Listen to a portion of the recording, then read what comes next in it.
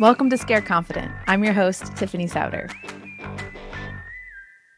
Hey, it's Tiffany, and this is Scared Confident, where every week we do the hard week to claim our life of and. So this week, I want to talk about kind of my own, I would say, reflections and internalization of an episode that we had on like a couple months ago with Michelle Gams. She's a parenting coach, and it's just been one of those episodes where what we talked about has stuck so deep into my brain that I'm continuing to like practice and use what she taught me. And so I thought I would jump on and just share 3 ways that I've been testing this and it's like really working actually. And not that I'm surprised. Clearly she's an expert at this, but I've said before, I just think that like this season in our life is requiring a deeper set of parenting tools than I had.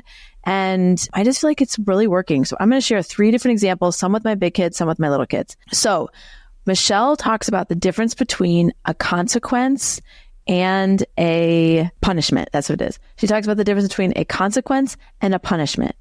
So a consequence is like related, it's respectful, and it's like the kid understands it, where punishments feel very random to them. So a punishment is like, you know, you get bad grades, I'm taking your phone away. It's just like unrelated to what's happening and what's going on. That was like such a pattern interrupt for me because I would say I am historically been a punisher and I've used like intimidation and some things like that to get my kids' attention, and it's just not been working with Quincy. And as my teenagers get older, I get that like that doesn't work as well. And I was feeling that intuitively, but not totally know how to activate around it. So here's 3 ways that I've started using this. The first one was, if you miss the bus, I'm not mad at you anymore.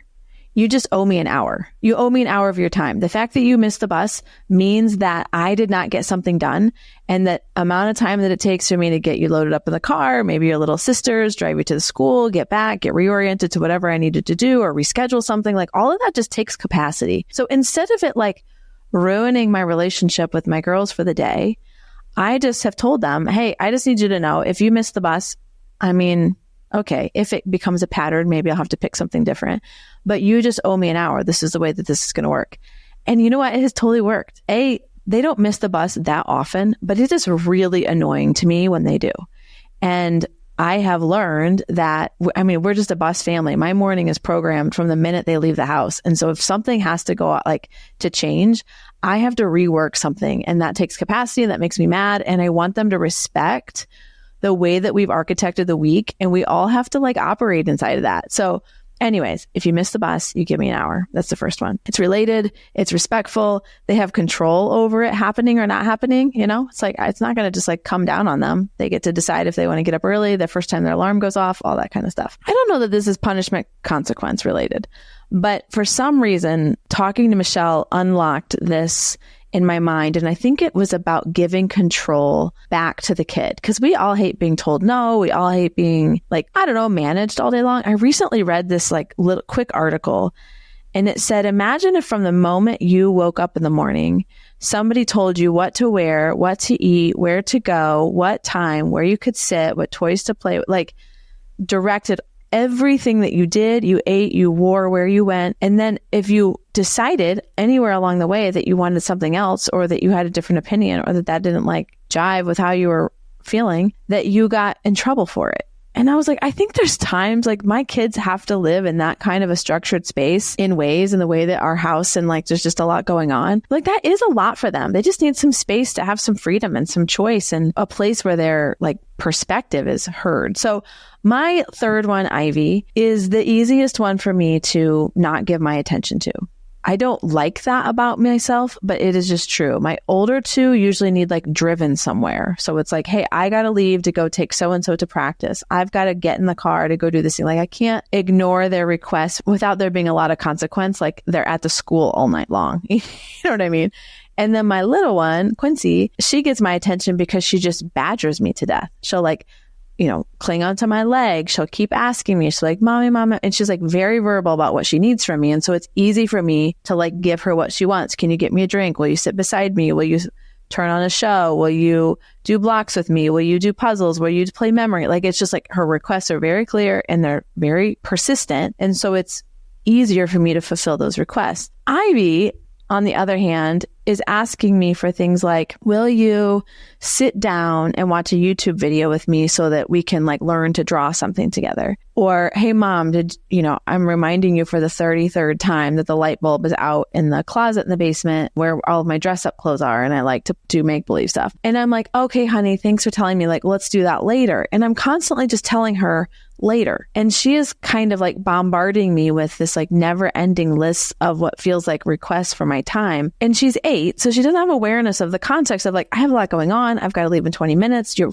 big sisters need to eat. I've got to get, the dishwasher unloaded. So like there's all these tasks. And so I'm just like, honey, let's do that later. And I felt like crap that I knew when I was going to bed at night that sometimes I just had told her, we'll do that later, honey. And I like did none of it. Or I got to one of the things I said that we were going to do. And I was just like, I don't like the way I'm showing up for her. And I don't like that I'm teaching her that I'm not reliable. I don't like that. So I came up with an idea, and that is when we're going through the evening, I told Ivy, well, if she tells me something that she'd like to do, I direct her and say, go get a piece of paper and let's make a list of all the things that come to your mind that you want to do.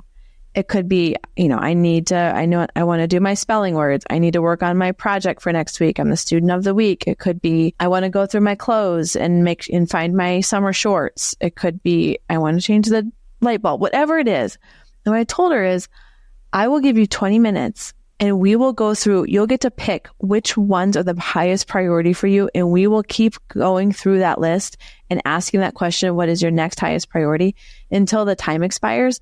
And that is how we'll manage your to-do list or her requests of my time. So that feels like maybe a psychopath solve as I talk about it out loud, but it feels very good.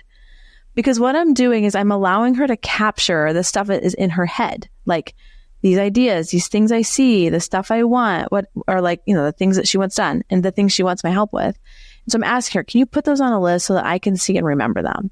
And then we'll prioritize together. Because a lot of times I would pick the thing that was like easiest to me or closest in proximity, like maybe all the kids are in the TV room or the living room. And so I'm going to do something close. I don't know. Like I would pick proximity instead of saying like, what's the highest priority for you? So I don't know. Maybe try that with your like kid that's in the like 7 to 10 age. Because they can write, they know what they want, but they do need your assistance with stuff to get it done. So anyway, that's been kind of helpful for us. The last thing that I did that I think was in this vein of just thinking about how do you make sure your kid still feels respected when they're in trouble and still feels like they have some semblance of control.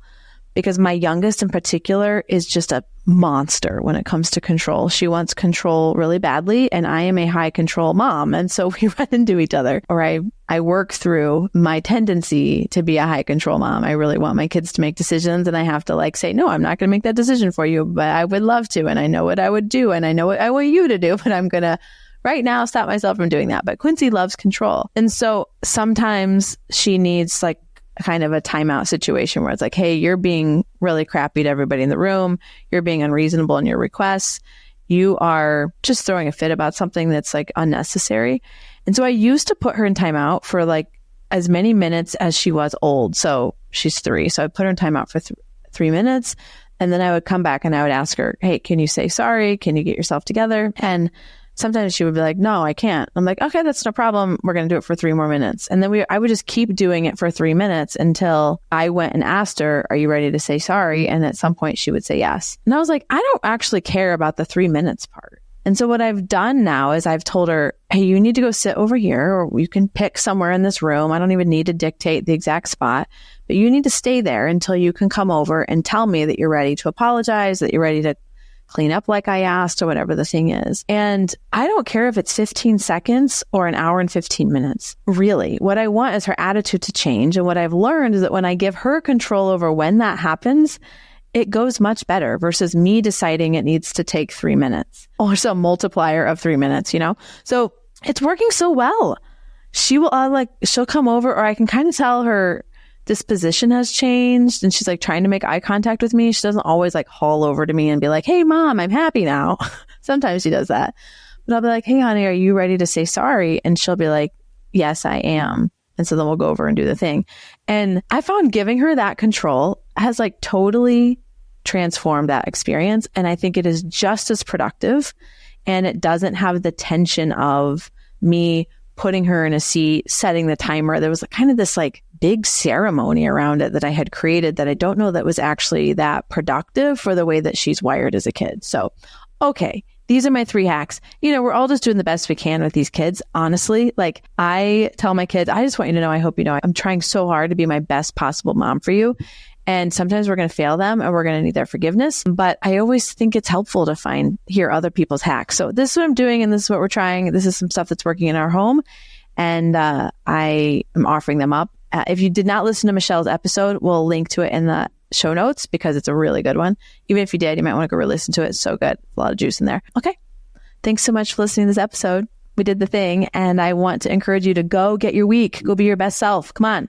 This is not a practice round. This is your actual life. Go get it. Thank you for joining me on another episode of Scared Confident. Until next time, keep telling fear, you will not decide what happens in my life. I will.